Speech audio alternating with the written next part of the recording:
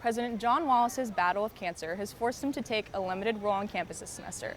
Capture had the chance to sit down with the president as he prepares to return to doing what he loves the most. Having gone through the last few months from the removal of the tumor to the chemotherapy, can you tell me how you're feeling in this moment? Sure, yeah. So you go through all these things. It's a kind of a cut and burn approach, but really great doctors down at USC Norris Cancer Hospital. So I'm back 3 or 4 days a week, and today I feel grateful, Katie. Actually, that's the truth.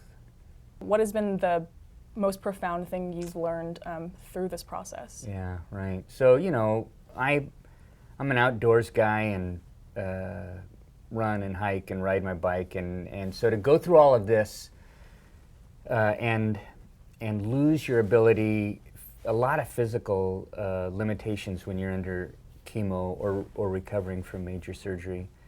Honestly, I've learned to walk by faith, not by sight. And so that passage in Corinthians where Paul is talking about not putting our confidence in our mortality, but trusting God in our immortality. And then he finishes that by talking about walking by faith and not by sight. And actually some Bibles translate that living by faith, not by sight. So I'm walking each day by faith, and that's working.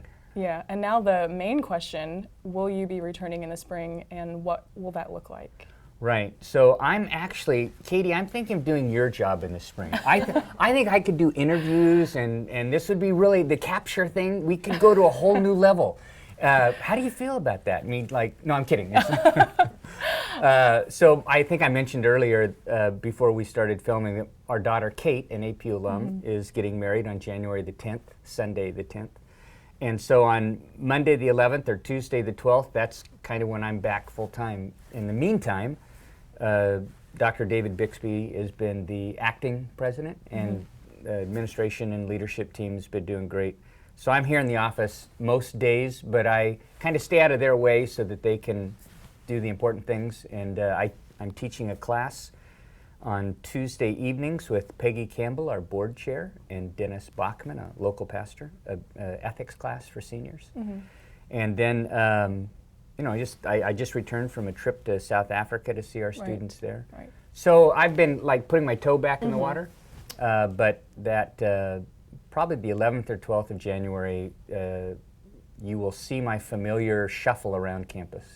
And you'll be there for the first chapel and then the last chapel. Yeah, so we're working on that whole chapel schedule now. The funny thing about higher education is that we have all of these private Christian colleges around the country, and January tends to be the time when the presidents gather for their annual stuff. So we go to Washington, D.C., Gail and I, and we meet with our representatives, and then the presidents gather together.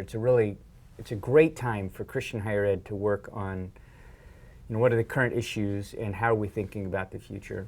So I will be here that first week, but I think I actually missed that first chapel. I think my first chapel is in February.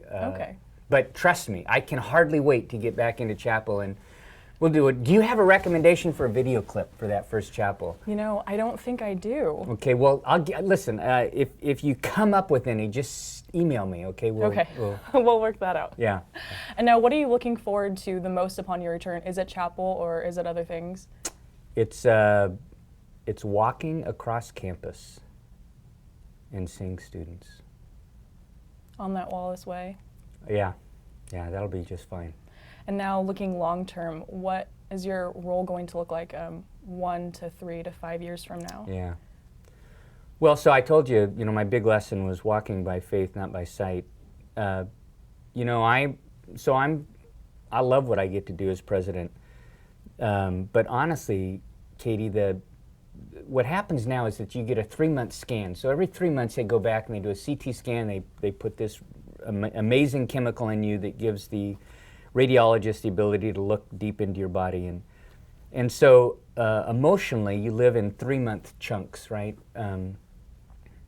Spiritually, you're thankful for the next 5 minutes. So yeah, I have always considered myself about, 22 years old. So I still think I'm 22. So whatever God has in the future, I love being at APU, and I love what I get to do with students, and I hope that that doesn't change for a long time. But I live now with the reality of an uncertain cloud that can come back